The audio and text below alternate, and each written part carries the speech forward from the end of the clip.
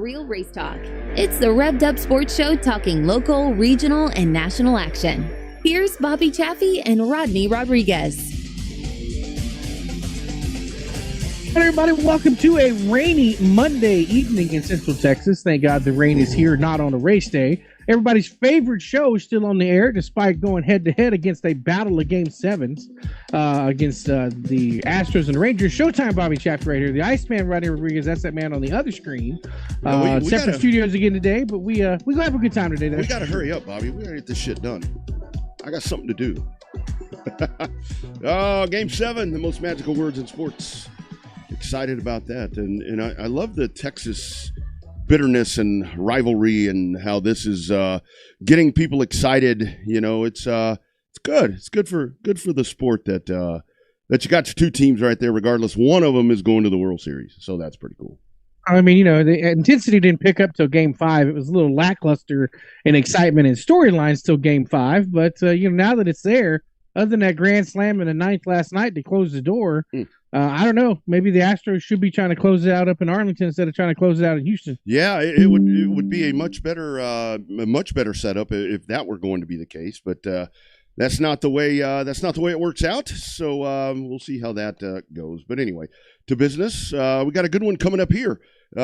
Case James coming up here in about 13 minutes or so. We'll talk to him. Then the boss man, Jake Kruger, will be. Kruger's giving me hell yesterday. He's like, man, I came out of retirement so you could call my race and you weren't there. So it'll be fun. I heard the same thing.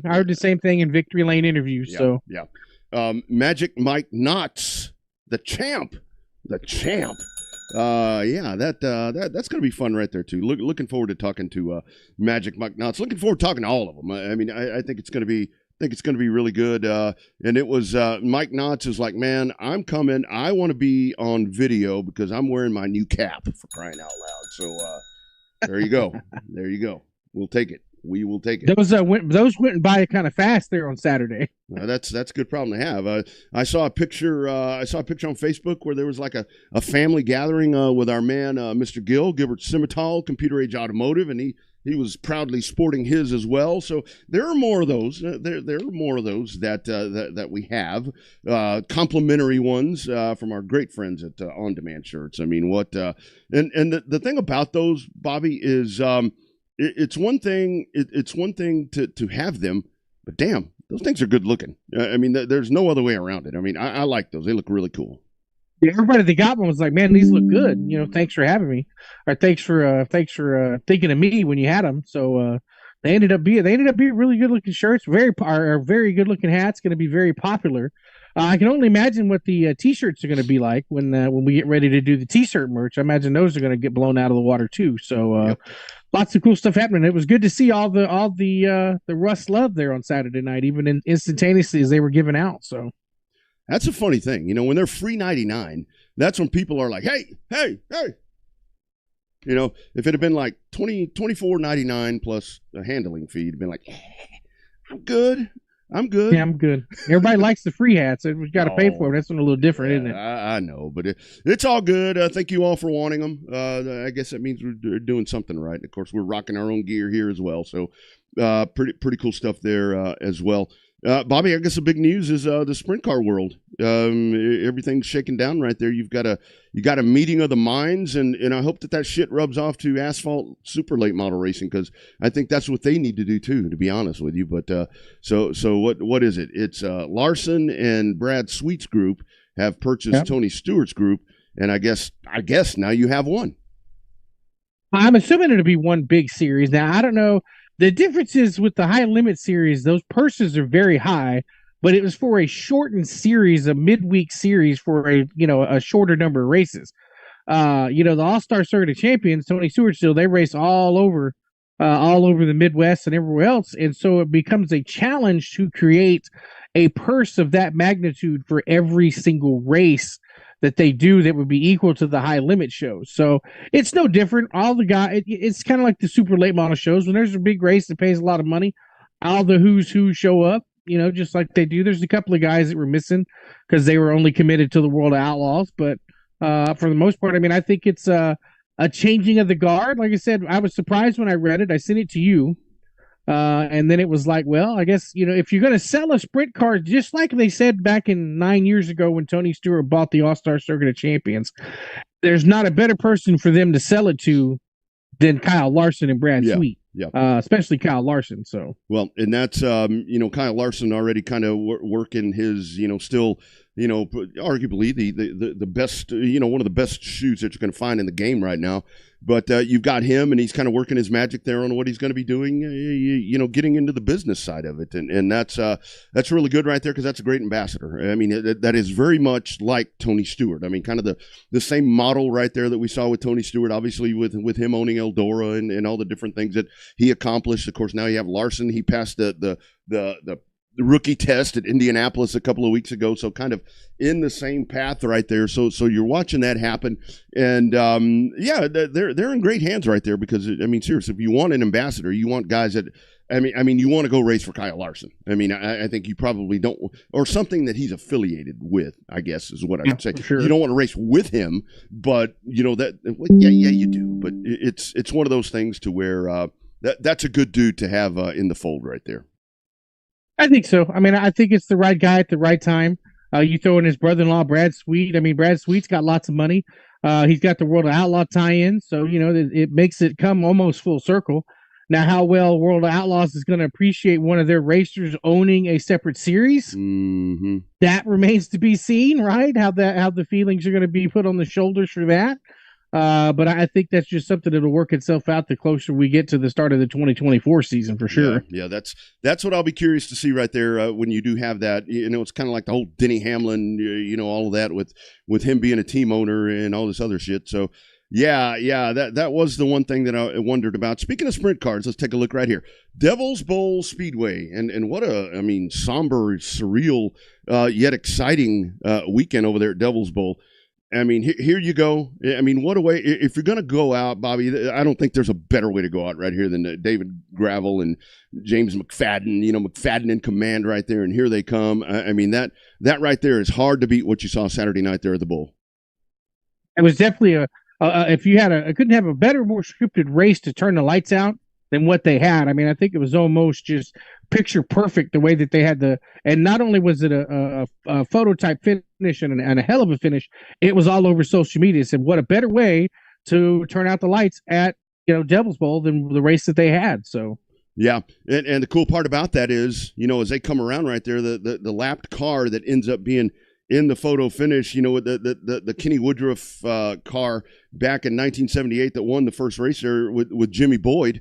I mean, that's the car in the picture. I mean, that's the other car in the picture was that livery, that special livery that was in that race, being that it was going to be the final one there. So really a cool way for that to happen. I mean, it does. I mean, it sucks that's the way that ends up. But man, did you see that place? It was jam-packed. I mean, I thought for the 600 it was packed, but man, that was a lot of people in there, and it just sucks that's over. I mean, that's a hell of a legacy right there for that place. Well, it is. I mean, it's a long time. The deal is you're starting to see these long time racetracks, the ones that have been out in the boonies, so to speak, for years. You've seen them. Devil's Bowl been there since '78. That's older than I am. Well, no, dude, way back when. Years. Way back. I mean, that was the first World of Outlaws race. I mean, it's been. Yeah, that's right. Yeah. That thing's been around. I mean, and that sucks. Like you're saying, man. It's like, damn. I don't know what is the average livelihood for a track right now. I mean, because you got that one, you got some of the other ones, but damn, it is, man. It's. And I got to tell you, I'm kind of getting a complex right here, because we were actually joking when I went to Devil's Bowl for the 600. It's like, I was telling Steve Cape about all the different tracks that I've been to, and I'm like, man, a lot of tracks I go to, shit, I show up and they close. And then I saw that, I was like, holy shit, I'm never going to get invited anywhere again. Jeez, man, what the hell? So the good news is they already posted the schedule for 2024 for HEP, so you'll probably be all right. Well, I ain't been invited back to there yet, so maybe they're gonna wise up and do. So how was that? How was everything? I was totally out of the loop there. It was one of those things. I lucked out because I was trying to check in from COTA, and the service was horrible because there were like millions of people there, and so I couldn't check in. I mean, how was the show? I mean, I went back and watched a truck race to know what to ask the boss man here about, and young Case, but yeah, I mean, it looked like a good time out there. You watched more of the races than I did then, because people don't realize when I'm downstairs trying to do the interviews and set all the stuff up, I don't get to watch any of the races. So sometimes it's hard when I go back and watch the replays on Race on Texas. I'm like, damn, I wish I would have asked him that question, because that would have been a good answer about the race, right? Or a good question about the race. So, you know, I mean, it happens. I thought the energy was there, both in the pits and in the grandstands. Grandstands were packed. The biggest grandstand turnout I've seen in probably at least 15 years there, since some of the Mandabach days. Yeah. Maybe one of Gina's races when it first opened back up, maybe Raymond's race had that many people, but it was an energetic crowd. The pits were pretty enthusiastic. Everybody that I talked to in Victory Lane down there, we asked them about the 2024 season, about how if they felt that was attributing to the positive vibes everybody felt, and everybody's like, absolutely. Yeah. That it's, you know, that the timing of the schedule and knowing that there's going to be even more races next year, everybody just had a good positive vibe, and it's hopefully that momentum, despite the fact that we don't race now for another 6 months, you know, hopefully that momentum carries on and actually, you know, continues to make that place the spark of asphalt racing in Texas, because once again, it's all we got. Yeah. And, you know, I saw a lot of back and forth where it was, you know, the whole factory stock and bootlegger thing and this, that, and the other. And, you know, I'm sorry. Owen mentioned it the other day. He said it, you know, more nonchalantly. I think, you know, 2, 3. I mean, it's the same ones, and good for them. And you know, every time that I say something about the bootlegger, somebody's like, "Well, where's your car?" I ain't a fucking full-time racer, so don't ask me that. I'm doing this. I'm doing racing. I mean, I'm doing a lot of other things. I don't have time to do that, and I never said I was going to. So Bobby, you can tell that people are asking me, why don't you race? That ain't my job right now. It's all of you guys that are like, when these rules come out, it's like, shit, I'm ready. Let's go. Oh, yeah.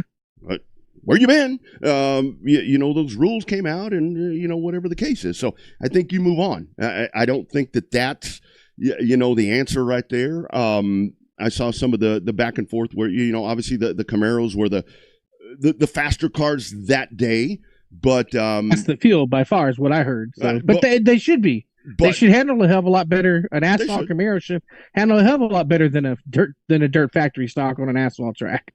Adam Hobb beat him. but that's another story. But anyway, we started in the back. Yes. We can have that discussion another time, but that is the good thing, because I have had a lot of folks that are very excited that there are a multitude of races. Looking at some of the comments right there, the Captain Bruce Wright checking in. Bill Kruger is with him. So Bill Kruger. Oh hell! Yeah, there you go. You got the dangerous duo they're in Atlanta, GA. They're over there on Bad Street with the Freebirds. You've got them there. Shout out to Wendell Bolden. Yes, the modified win at Devil's Bowl. And yes, Katie. Yeah, it's a damn shame that place is not going to be a part of racing anymore. I mean, just the regular weekly stuff. And I mean, that is a really great facility. But what's the other comment? Some about adding dates. I don't exactly know. We're going to pick up more dates. Make some improvements. I'm assuming that's on Houston.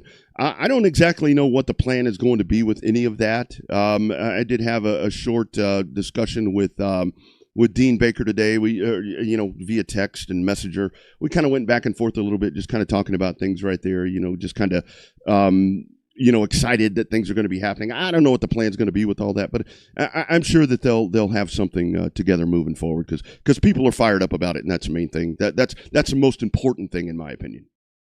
Absolutely. I think that's what